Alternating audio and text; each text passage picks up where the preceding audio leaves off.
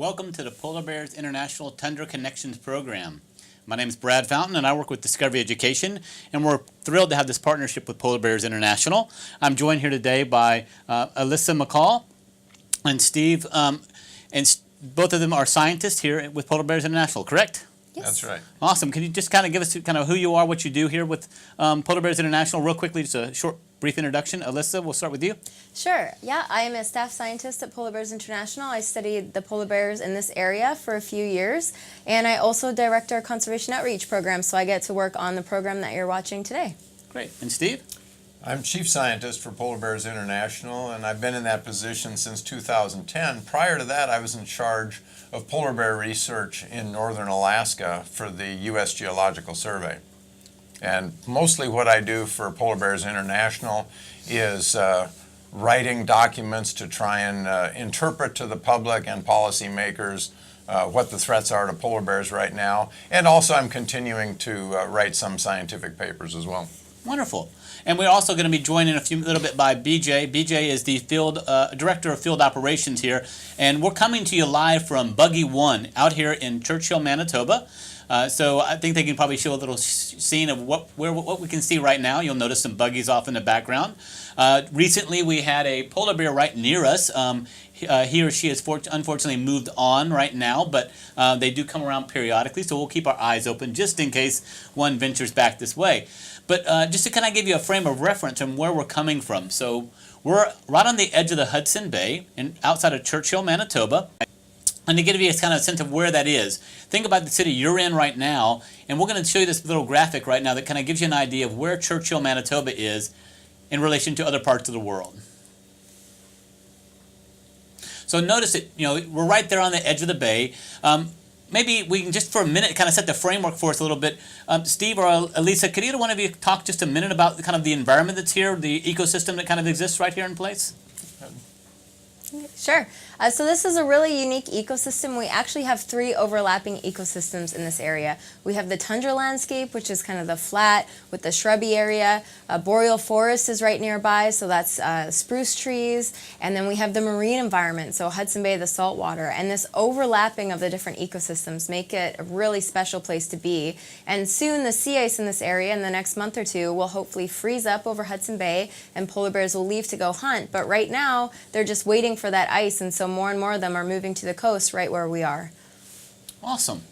So, Steve, you want to add any other details? Well, I was just going to say, in the camera now you can see a view off across the tundra and to the ocean beyond, and you can tell that it's not white out there like it should be. It's not white ice, it's blue water. Blue water right now, that's right. Polar bears are waiting for it to turn into white ice. White ice, so they can go out and do a little hunting, right? That's right. Wonderful. So one of the amazing things here, you notice right now the sky is beautifully clear. We've got a nice sunny day right now, but the weather does change here pretty regularly. And so last night, we had squalls come in, snow blowing. So it's fascinating to see the changes. So the purpose of today's show is to kind of give you an idea about how you can help polar bears, what we can do to help with the environment, but also to give you some idea of potential careers that you may want to kind of consider or look into, or just as importantly, how the people here that we're working with found the love that the passions they have turned into careers that they love and enjoy and do every single day. So we're going to take a little opportunity to talk with them about their careers, what they do, how they turn their passions into what they do. But before we get started, a couple little housekeeping items for you.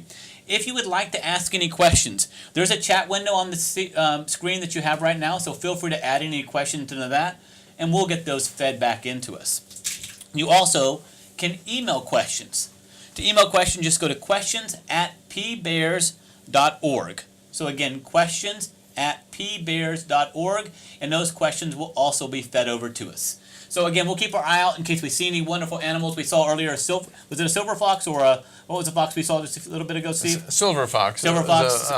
A dark phase of the red fox, and probably where most of the people watching this broadcast live, they're fairly familiar with red foxes. Yes. Up here, one of the color phases that they come in, it's basically the same animal, but they're black with a little bit of silver or white highlights, and so Oh, they wow. call them silver And foxes. so that was part of the white on the back of the tail? It's part of Well, they have the same white tip of the tail that the Okay. red foxes do, Fascinating. but the rest of the coat, if you remember, it had Yes. kind of like speckles of almost silver in it. Oh, wow, that's awesome. That's amazing. So what we're going to do is we're going to start for just a minute here with Elisa. And Elisa, can you just kind of give us a little background on kind of where you came from, how you got involved with Polar Bears International, and kind of what led you to this opportunity here? Sure.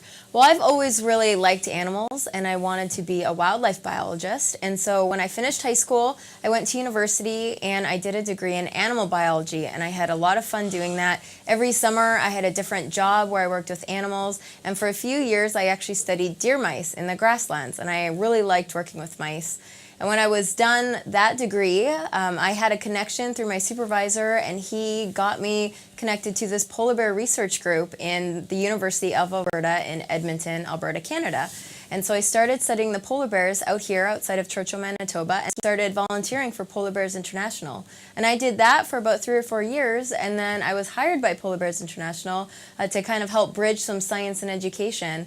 And I have just loved being out here every bear season for the last 8 years and seeing these polar bears, and I have a really great time studying polar bears. Awesome. And now your official title is, help us with that a little bit. Yeah, so it's the Director of Conservation Outreach. Just really means we talk about how to protect polar bears to people all over the world. And as staff scientist, I just also help with some science. I help finish some papers, and we do some technical writing. And there's no matter what you're going to do, there's going to be glamorous parts of your job and not so glamorous. But I think it's important to have both those sides combined and just really overall enjoy what you do. That's awesome. So one of the things that you and I had a chance to talk a little bit about is one of the things you've gotten a chance to do a little bit is working with tracking of bears. Is that right? Yeah, that is right. So a lot of my research in this area looked at using GPS collar data.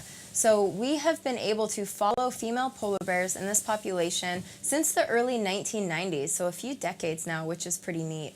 Males can't wear a collar because their necks are too thick compared to their skulls. But yeah, we can put kind of like you have a GPS in your car, a lot of people do now, and you can put a GPS on a polar bear, and we would not know what polar bears are doing out on the sea ice if it weren't for technology like this. Polar bears really don't want to be near us. They want to be way out. They walk thousands of miles onto the sea ice, and for us to get a good idea of what a polar bear needs and does and where they move at different times of the year, GPS can really help us get at that.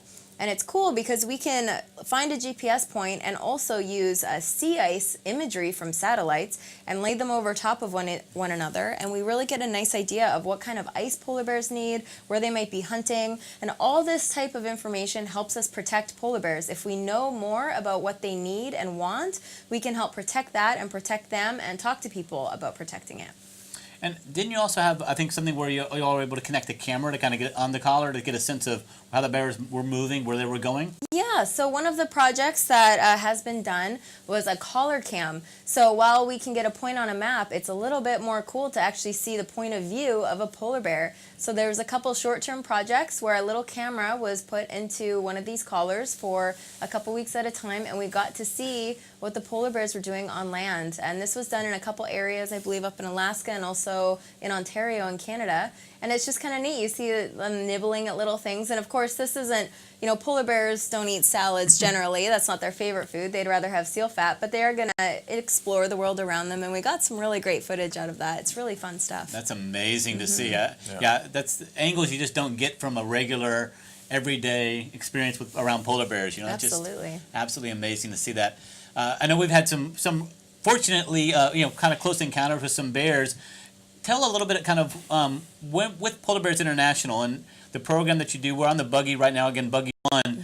I think it's interesting to know kind of how the buggy system works out here and, some of the rules and regulations you have in place to maintain the environment for the polar bears. Can you talk a little bit about that? Yeah, so where we roam around on the Tundra buggy, we're actually in a fairly small space compared to the whole population area where these bears live. And this area, back in the mid-century, 50 years or so ago, it was military trails out here. They did military training. And so there's all these existing roads around here. And so all the buggies stay right on those roads. If there's a polar bear we see in a different area, we just, find the best place on the road. We don't drive right up to the bears. The buggies are way up high off the ground, so no one is, hanging their head out the window and is going to be in danger of a bear. We're all very safe. No food allowed outside. We don't want to attract the bears. We just want to view them in their natural environment and watch what they're doing. And so when we live out here during the week, we can wake up and have a polar bear next to us. Or like last night at dinner, we had a polar bear come right outside our window and roll around, and we're perfectly safe to view the bear. And the bear is also safe. That's awesome. I think, Steve, just to bring you in for a minute here, one of the things that I think you brought up yesterday that was fascinating was that the polar bears that are coming up near the buggies, you had a perspective on kind of why they do that. Can you share that a little bit about? Well, I think part of the situation with the bears coming up, first, like Elisa just said, is they're not really intimidated by the buggies. They've come to learn over the years that the buggies are not a threat, but they're a curiosity. And polar bears live a long time, and it's really important for them to explore things in their environment so that they know what might provide a reward, a food reward, or a good place to sleep, or whatever. And even though we don't feed the bears from the buggies, it's something kind of new and novel in their environment, and so they come up and they explore it, and they sniff the tires, and they sniff the undercarriage. They look up at the people inside, and from that standpoint, it's almost like the reverse of a zoo, where we're inside the cage and the polar bears are out looking at us inside. That's a great analogy. I never looked at it that way. Yeah, we are kind of the caged creatures right now, aren't we? But I think one of the other things you mentioned was that the bears who don't want to be seen, right? What were you talking about with those? Yeah, so Elisa just pointed out that there's a limited network of trails here. These trails have been here for a long, long time. The buggies have to stay within this trail network.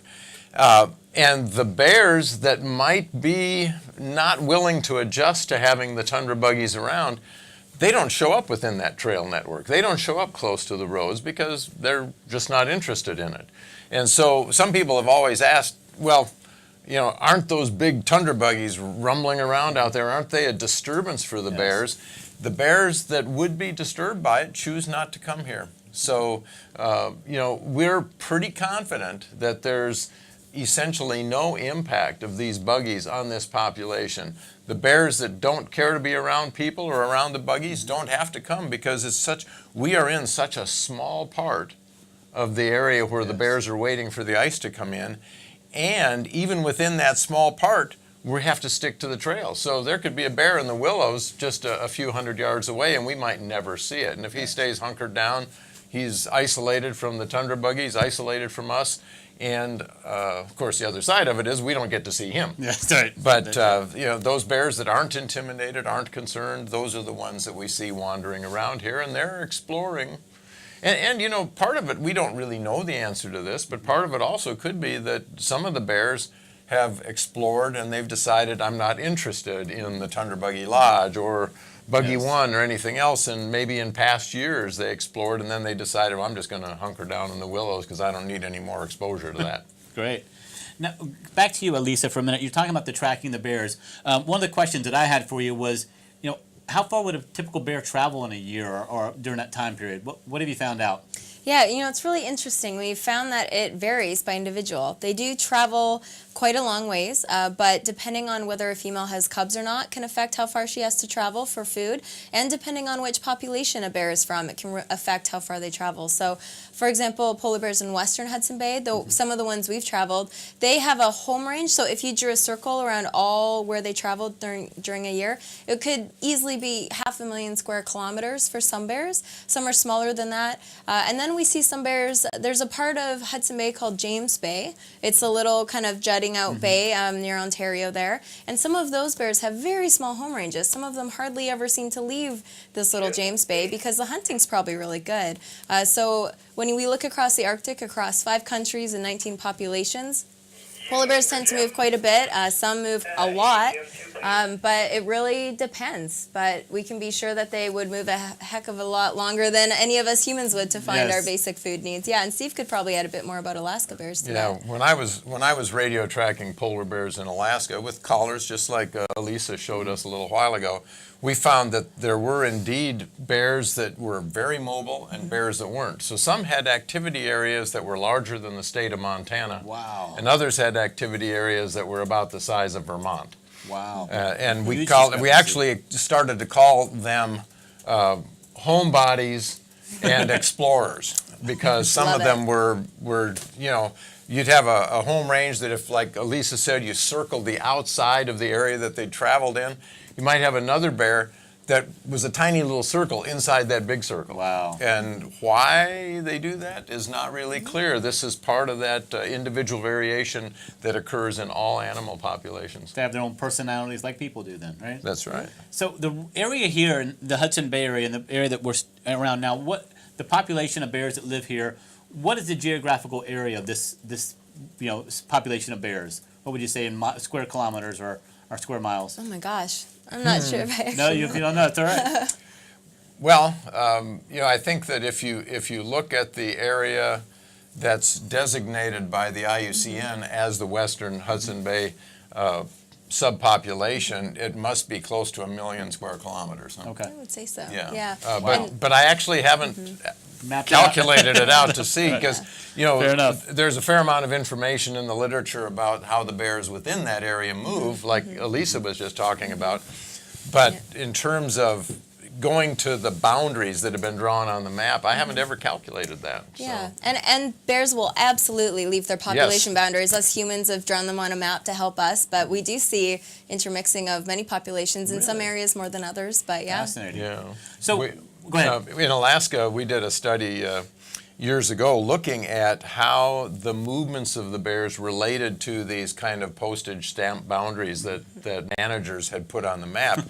And what we found out was that in some areas there really wasn't a lot of correspondence, that the actual boundaries were very soft, that bears from one population or subpopulation frequently went into another and vice versa. But if you looked statistically, there were indeed boundaries. They just might not exactly correspond with those lines on a map. But people have to decide how they're going to manage these populations and under whose jurisdiction they are. Is it a Manitoba population or a Nunavut population or an Inuvialuit population? And those sorts of questions people need to identify. We have to, as people, kind of anchor ourselves. We anchor ourselves to counties or cities or states or provinces, and the bears are put into kind of those same categories by the people, not by the bears.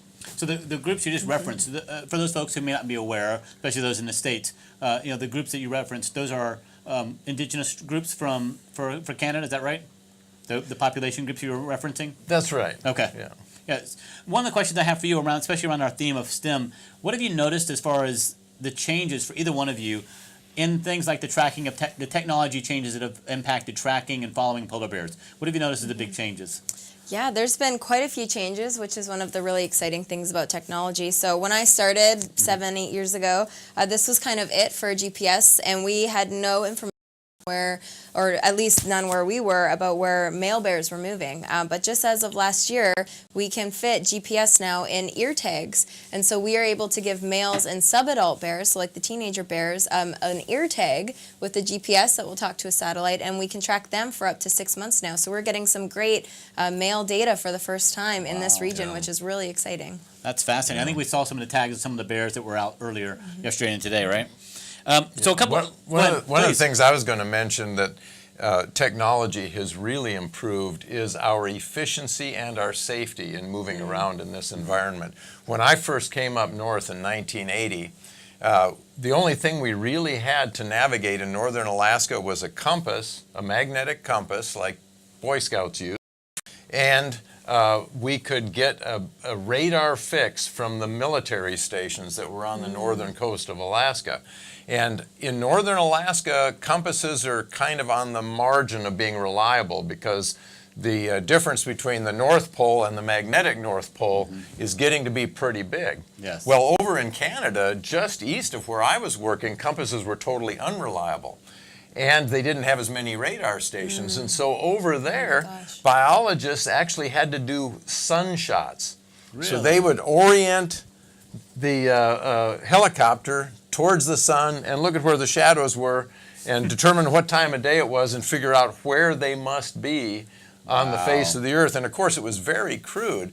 So you think about that. Think about getting like a couple of fixes a day from the radar or doing a sunshot compared to nowadays with GPS. Not only do the bears have GPS, but the helicopters have GPS. And so we know now when we're out doing research, we always know exactly where we are. And that makes our work more efficient and safer. And for the bears you're tracking, you know where they are, which is Exactly. helpful to know as well. So I'd love to take a couple questions from out that we're getting from some of the classrooms. Excuse me. So do you name any of the polar bears that you study? Well, every polar bear that we study gets an individual number that scientists use to track them. So we might call a bear X33410, and an X in front of it designates that it was tagged in a certain area, so Canada, for example. There are examples, so Polar Bears International has a polar bear tracker on our website, and you can go online and look at the tracks of different female polar bears across the bay. And some bears on that website there have been named by a group that sponsors them for different reasons. So Explore.org, who helps us get these polar bear cams moving, they've followed specific bears over the years, and one of their bears last year, she was X33410, and her name was Ursula. So only in that case, but usually in the field, the scientists won't name the bears. So what we're seeing right here is the lines. Is that tracking where the bears actually traveled? Absolutely, yeah. Wow. So each bear has its individual track line, and you can go online and isolate which bear you want to look at, but you can see where they moved between about October and July every year. That's amazing. And so students throughout the year can track a bear all throughout the year going to the website right here, correct? They can, yeah. And for teachers, there's associated curriculum and lessons with that if you want to do a little activity in your classroom. That's amazing. Yeah, this is to be fascinating for students to kind of follow, thinking about just not only the ability to track the bear, but the technology that goes into being able to track the bears is just fascinating to me. It is. So another question I'd love to hit it. What makes the tundra so special to the polar bear? So either one of you want to address that. Well, I think we need to back up a little bit and Sure. recognize that all across the range of the polar bear, their main habitat is the sea ice. They derive their living from the sea ice. They catch mainly two species of seals, ringed and bearded seals, and they can only catch them from the surface of the ice. In the Hudson Bay area and other parts of Arctic Canada near here, all of the ice melts entirely in the summertime, and that forces all of the bears ashore. In Alaska, the ice historically didn't melt in the summertime, and the bears just stayed on the ice all summer long. But here they've always come ashore, and when they come ashore, the shore environment is the tundra. And so it is their resting place, their kind of safe haven while they're waiting for the ice to come in. And we need to remember that even though we saw a picture earlier of a bear kind of nibbling on some vegetation and stuff, they chew on things and they'll explore, and occasionally they might catch a mouse or scavenge on a dead caribou or something like that. But for the most part, there is essentially no food on land here. So it's a resting place. It's a place where they can be safe and wait for the ice to come back in. But it doesn't serve a nutritional purpose. And what we think of as wildlife habitat is it's usually either resting, security, and feeding. And the tundra indeed provides a place to rest and a secure place for them to wait for the ice, but it doesn't give them an opportunity to feed, and that's really important. That's fascinating. One of the things you told me yesterday, I think it was, or I heard you talking to someone else about how polar bears are classified. They're classified as what? Polar bears are classified as marine mammals, but that's different than an aquatic mammal like a seal or a whale. Polar bears can indeed swim, but they can't swim near as well as seals, and they can't catch the seals in open water. But they make their living by hunting other marine mammals.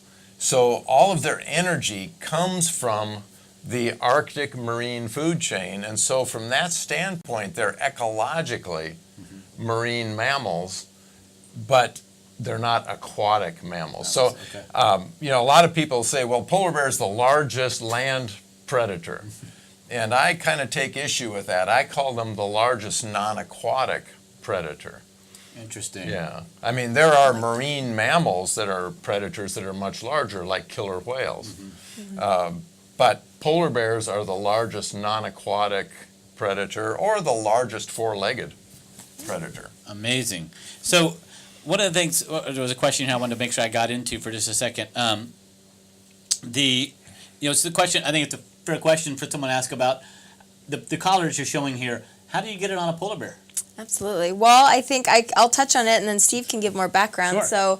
So one of the things that we need to do to get really good data on polar bears is to get hands-on with them. If we want to know exactly how big they are and how their bodies are changing over time and collect samples, we do need to get hands-on with them occasionally to do that. And if we can do that over many decades, we can get excellent long-term information, and it helps us understand better what's going on. And one of the ways that we do that, the main way really, is that a couple times a year, depending on where you are, scientists will go out in a helicopter and we'll find a polar bear from the air. We'll tranquilize it safely, so it will sleep for about an hour or so, and we can get on the ground with that polar bear safely, and we can work on it quickly to measure it, take samples, and to potentially put a collar on it to then track it when it wakes up. Wonderful. Steve, anything you want to Yeah, add? I guess I'll start by saying that the capturing is, of course, the most exciting and the most fun part because we dart the bears. We shoot the bears with a rifle that fires a little that has an immobilizing chemical in it. And we have to shoot them from the helicopter. So we've got a running bear and a helicopter flying over the ice, and it's kind of like a little rodeo. And it works very, very well. We've been doing it for many decades now. This is an old picture of me leaning out the window of a helicopter with a dart gun in my hands.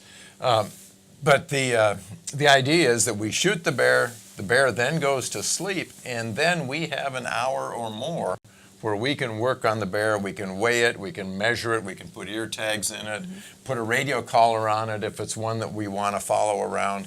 And that ability to catch individuals and monitor their health and then also follow their movements around, that's really an important part. And that's what's told us what we know now about polar bears more than anything else. So what would be the determining factors of a polar bear that you want to track versus a polar bear you didn't want to track? Are there certain variables you look at? Well, Elisa touched on them a little bit ago, but historically, these collars, we could only put them on adult females. Okay. And the reason is that adult males have necks that are bigger than their heads. So think about putting this thing on a traffic cone and then turn the traffic cone upside down, it's going to fall off. Females have a little bit more slender neck, and so we found that early on we could get females to retain collars, whereas males would just take them off.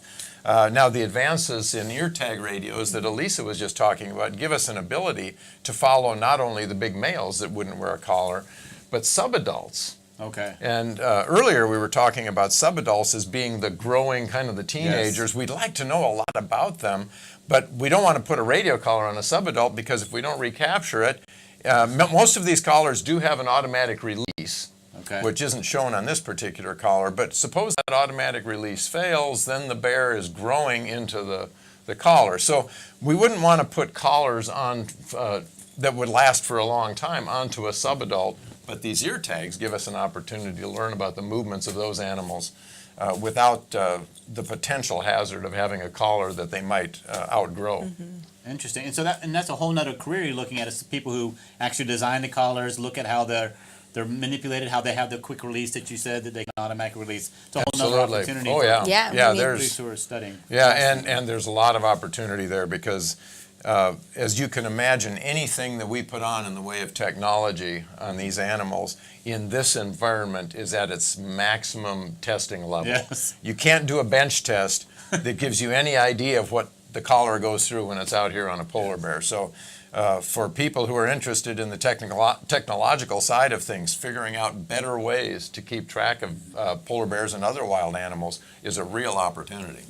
And same with the ear collars, then also, as they get more and more precise, smaller, easier, last longer. Those kind of details are also things you're very interested in as far as people who can continue to develop that technology out there. Absolutely, and the better we can make this technology, the more bears we can put it on, and the less invasive it is for the bear. The smaller it is and the lighter it is, the better. So That's right. anyone that can work on that, you have a role in any wildlife science you want to be in. So let's take a minute also. There's some other people who have an impact on the work that you do out here, but also on the polar bear community itself. And I think we've got, sorry, I didn't catch that, BJ. Got a polar bear outside. Oh, do we? All right. So That's a live feed right now, right, PJ? So right now, the bear that you're seeing right there on the camera, that is not too far away from the buggy, from buggy 1 right now. So that is actually a live feed, which is great. Awesome to get a chance to see that. So enjoy that view for a few minutes while we kind of take a look at it. Any insights you want to provide to us, Elisa or Steve, about what we're seeing here? Well, you know, looking at it in the camera, it's kind of hard to tell exactly what it is.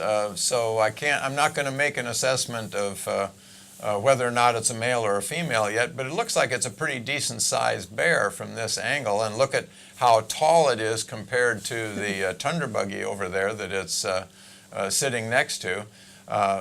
You can tell something about how big that animal is by looking at the tires on that buggy, which they're about 5 feet tall, BJ, those tires. So the bear is sitting down and poking its nose up in the air. Now he's standing up. So the bear is almost standing up, almost twice as tall as the tires are. Almost 10 feet then. So That's amazing. that almost makes it assuredly a big male.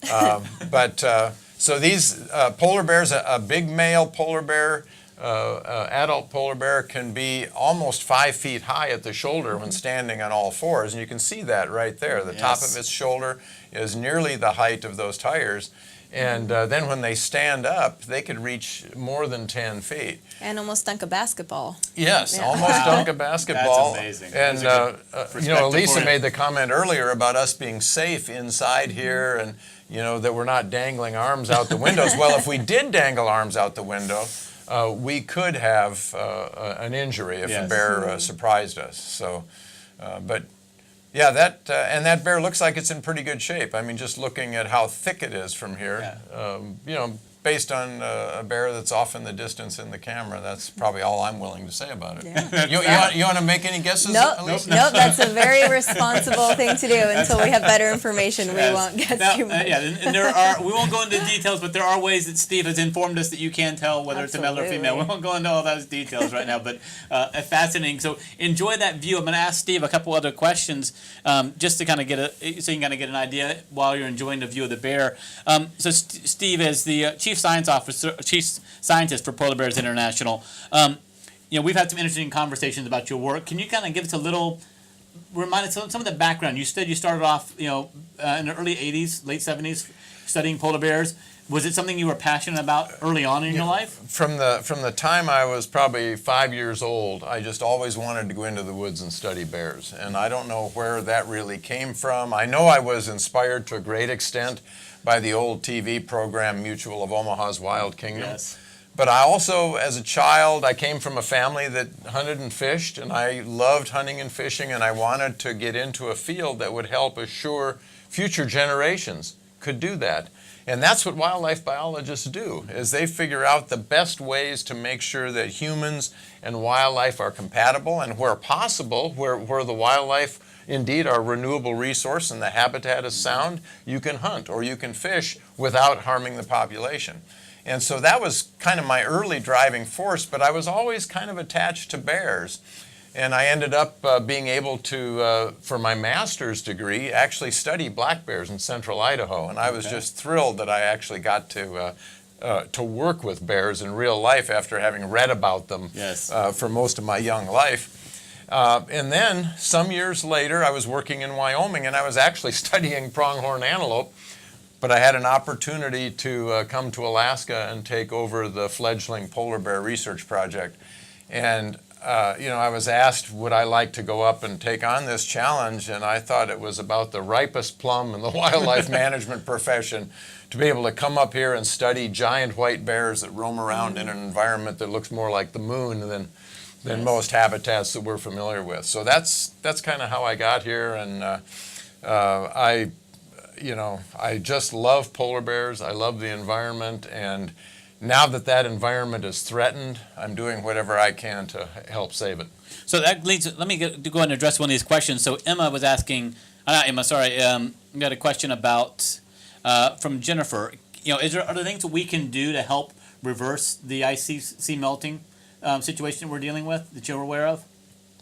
Well, the most important thing that we can do, and basically everything that we do that can minimize the amount of CO2 and other greenhouse gases that we put into the atmosphere is the ticket. If we don't stop the changes in the concentration of CO2 in our atmosphere, sea ice is going to continue to decline, temperatures are going to continue to rise. And if we allow that to happen for long enough, polar bears will indeed disappear. Okay. So what are the things we can do? Mm-hmm.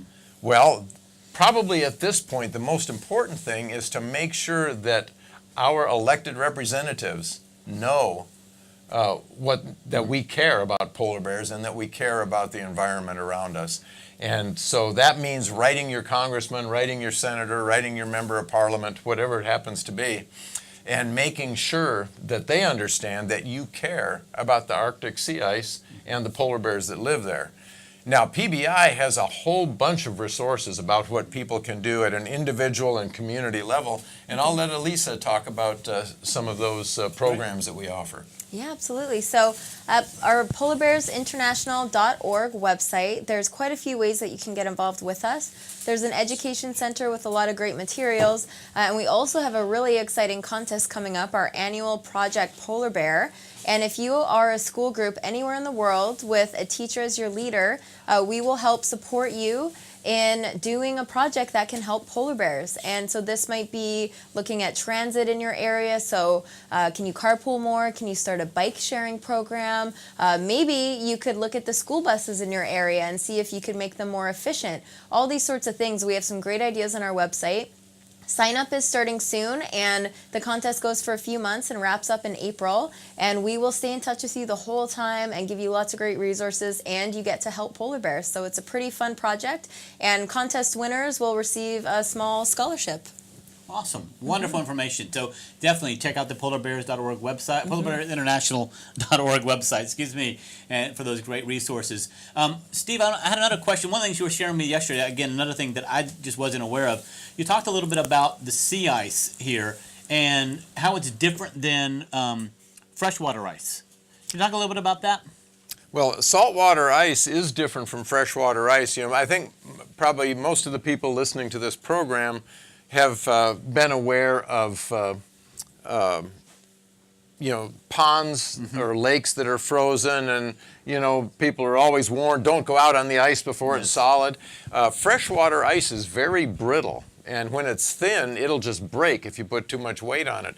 Saltwater ice, of course, it will break eventually, but it first bends. It's almost like a thin layer of plastic, and there are times that in the early years of my program when we were using helicopters that actually had fixed floats, so you could land in open water if you wanted to, and we would land those on the ice, and you could actually see the ice just bending underneath the and if you walked out away from the helicopter, you could see the ice bending under the weight of the person. Wow. Now, when the ice is that thin, there's always a risk that you might break through, even if a polar bear doesn't, because they're better at walking on thin ice than we are. And sometimes we did break through, and so then we knew, well, this ice is a little too thin. Yeah, that would be a little unnerving for somebody like me. But it's really quite interesting to see how the ice can be deformed without breaking, and that's a characteristic of saltwater ice. As the ice gets older and older, it sheds more of its salt. Okay. And when it sheds the salt, then it becomes more like freshwater ice, and it becomes more brittle.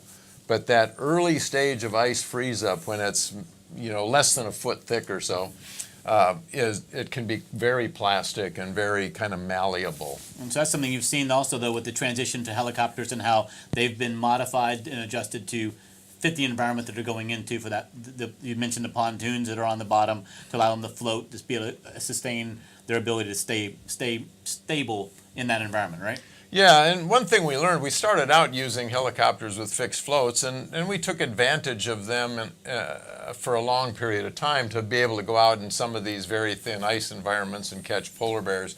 But the amount of time that we could use them in that versus the added expense of the floats. And one time we had the helicopter parked at night, and polar bears came and attacked the helicopter and popped the floats. Because they're like big balloons, and they looked a little bit like belugas, so maybe they thought they were belugas, I'm not sure, but we got up the next morning And so it became kind of an expensive management deal to keep the And Steve, you want to? I think we know what we have going on here with our bear. He's decided to have, he or she decided to. We've always wondered, do wild bears poop in the forest? And apparently they poop in the tundra. So, yeah, there's a shot you don't get every day, folks. I mean, Yeah. where else are you going to get a chance to see the polar bear? In the natural environment. There you go. Yeah. That's great. Sorry, we're having a little fun with our polar bear camera here. So, and yeah, this is for folks. This is live happening right now, right over my left shoulder here. So, yeah, it's an amazing view.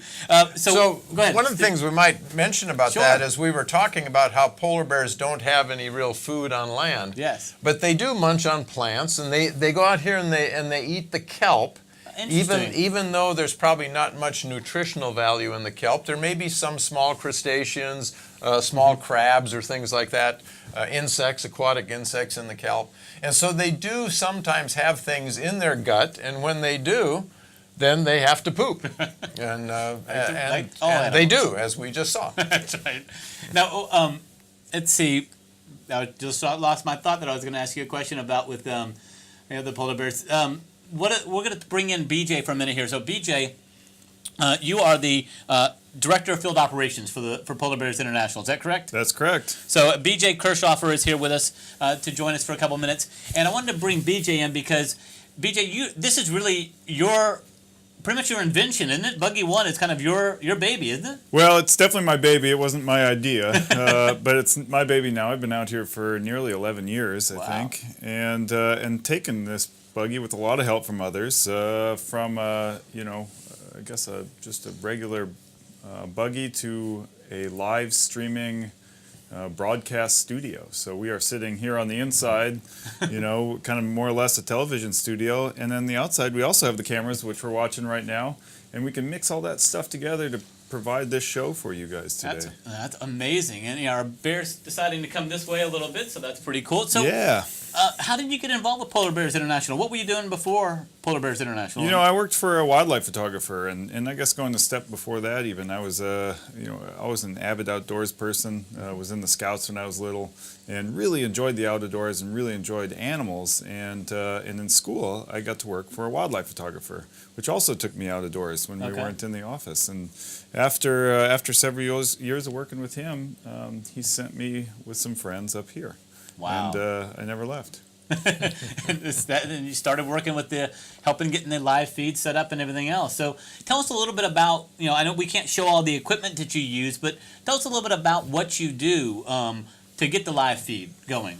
Yeah, so the north here is a really fascinating place, and there's not a lot of infrastructure up here, and I think that's, I've heard Steve talk about kind of the early challenges of making things work and being able to do research in the Arctic, and I think that's a lot of things that drive me to work up here as well, is because everything is challenging, nothing is easy, and you're always problem solving to try to figure out, how am I going to get this done? What is my job, and how am I going to get this done? And so much the same way with this here, we don't have internet on the Tundra here, much like you would at your house. We don't have Wi-Fi. We had to make our own Wi-Fi, and so we use some fancy technology, and we bounce a signal from town, which is 25 miles away or so, and all the way out here to this buggy, and we can meander around. And some days it works great, and then some days, like our first broadcast this morning, there's a few hiccups, but generally we can recover and still provide the show for you guys today. So pretty much you are the show as far as the producer, the director. You are the technical support. You're all one package together, right? Yeah. When the computer says call your systems administrator, I hate when it says that, because that's me. No, so there isn't a lot of space out here. The buggy is quite small, and everybody has to play a lot of different roles, and so that's one of mine. I sort of piece this all together and make it work. And let's not forget Master Driver, too, after you got us out of some of the holes yesterday. Well, yeah, I think you guys were questioning my driving ability in that first one there. It took a while to crawl out, but yeah. So, Brad, I'd like to add one thing just to give you an example of how far BJ has brought this system. The first year that I did broadcasts like this, I think, was 2005, and we were in the same buggy, but it was very different then. It's been totally rebuilt a couple of times since then. But a colleague of mine and I were doing... Is that a picture of it right there? Yeah. colleague of mine and I were doing interviews, or we were doing a broadcast to students in different places, and some of those, because of the time zone difference, we were doing it in the dark. Wow. And we didn't even have decent lighting. And so what we did, we had one light bulb, and we wrapped it with tin foil, and we had somebody hold it and shine it on our faces when we were talking. And now compare that to the lights we have here and the streaming. It's just a whole world of difference. It's the same degree of difference as what I was talking about with navigation up here. I mean, it's just come so far, it's unbelievable. And now, BJ, would it be? Thank you, Steve. It's amazing to hear that backstory of kind of where it's come from. BJ, would it be fair to say that you didn't necessarily get a degree in doing what you do right now?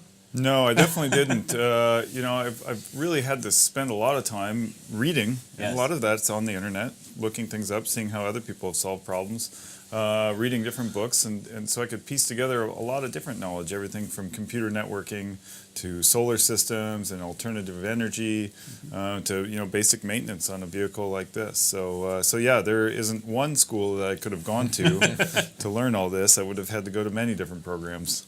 That's awesome. So I want to get a couple questions that any of the folks here can answer. I know we're coming up to the end of our time here, but how long did it take for any of you guys to get the degrees or the expertise that you needed to do what you do right now? How long would you say? I know, Steve, you've got 30 years, but to get you started, what was your degree in, and how long did it take you to get that initial degree? Well, my bachelor's degree in college was in forestry. Oh, really? So I had a degree in forestry, but with a major in wildlife biology. So I learned a little bit about how to grow trees and a little bit about how to manage wildlife. And then I got a master's and a PhD in wildlife research.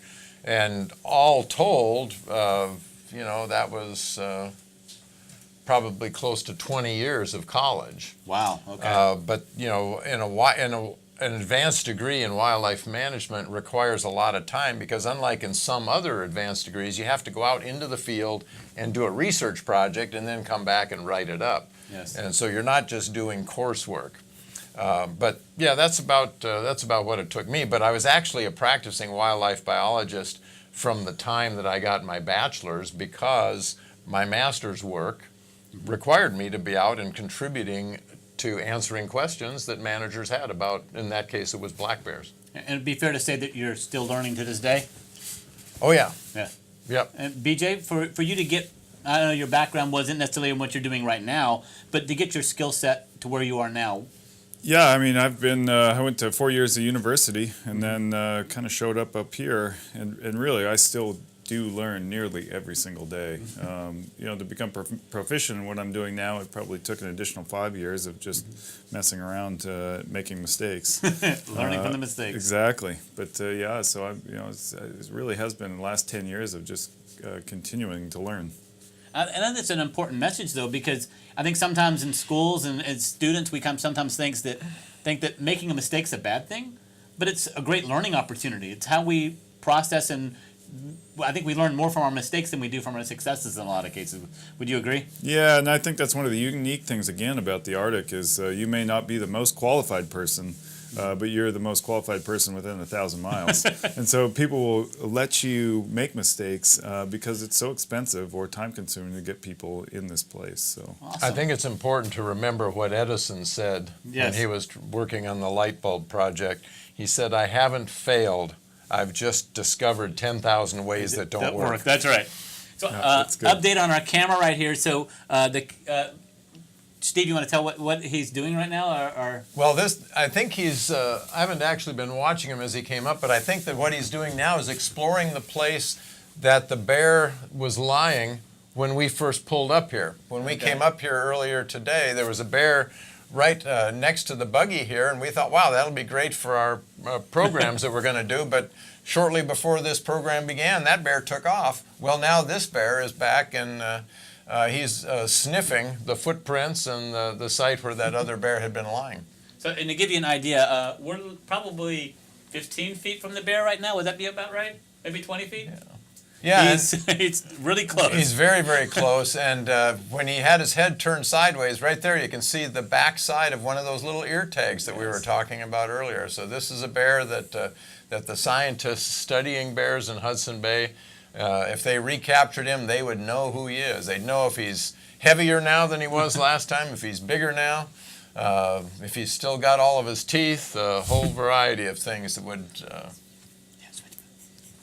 So what I want to do is get Elisa to kind of talk about one of the things we want to make sure that teachers are aware of is, and students, kind of what we can do in classrooms and in schools as students and teachers to continue, to find ways to support the polar bears up here, and what Polar Bears International has available for students and teachers in a means of supporting the efforts up here with Polar Bears International. So as Elisa gets settled here, I'll let her get settled for a minute, and then she can talk a little bit about the programs that are available.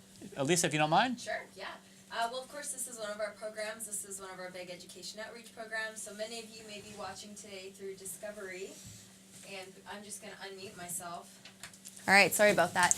So this is one of our big educational programs, and many of you might be watching through Discovery, but we do have programs like this running for the next few weeks and actually throughout the year. So one of our biggest days is Polar Bear Day in February, and we also have Arctic Sea Ice Day in July. So if you just keep an eye out for us all year, there's lots of cool stuff going on. We have lessons and units online for classrooms, and we also try to do a lot of fun things. So Project Polar Bear that I already talked about, and right now we have this campaign, Flatten a Nook. I don't know if you see my little Flatten a Nook right here. So you can go online, or it's in our magazine, and you can print out your own Flatten a Nook, cut him out, write us any message you want, and take a picture of him anywhere in the world that you are. With your parents' permission, you can send it to us. And on Polar Bear Day in February, we are going to do a big collage from kids all over the world with their Flatten a Nook. We want to know where you take them. And there's always things going on, and we always want your input about what you like to hear. And so after this program, we would really appreciate anyone who watched filling out a feedback survey. And every time you fill out a feedback survey, you are entered to win a polar bear adoption. And so if you are the winner, you will get this great little polar bear as maybe your classroom mascot, along with some other great materials. And everyone who fills out a feedback survey will get a link to online materials that aren't available publicly yet. And this includes a link to our polar bear safety coloring book, which might not be applicable to everyone, but it's pretty interesting, as well as some great photos. So please check that out and keep in touch with us. We always want to know what you want to learn. Great. Well, thank you very much, Steve, Alyssa, BJ. Thank you guys for allowing us to have a little bit of your time up here outside of Churchill, Manitoba. Thank you for the perfect timing of the bear coming up. We appreciate that as well. Can't thank you enough for that. Again, check out polarbearinternational.org's website for great information, great resources, and more live feeds you're going to be doing throughout the year. Absolutely. Also, look for the tracking information so they can follow the bears if they want to track bears. Again, thank you for all the students and teachers who joined us today. We appreciate taking the time to join us. Hope you have a wonderful day. Hope you enjoyed thoroughly the opportunity to see the live bear, because that was an amazing opportunity that not everyone gets a chance to see. So thank you guys for joining us. Have a great rest of your afternoon. Thanks so much. Thank you.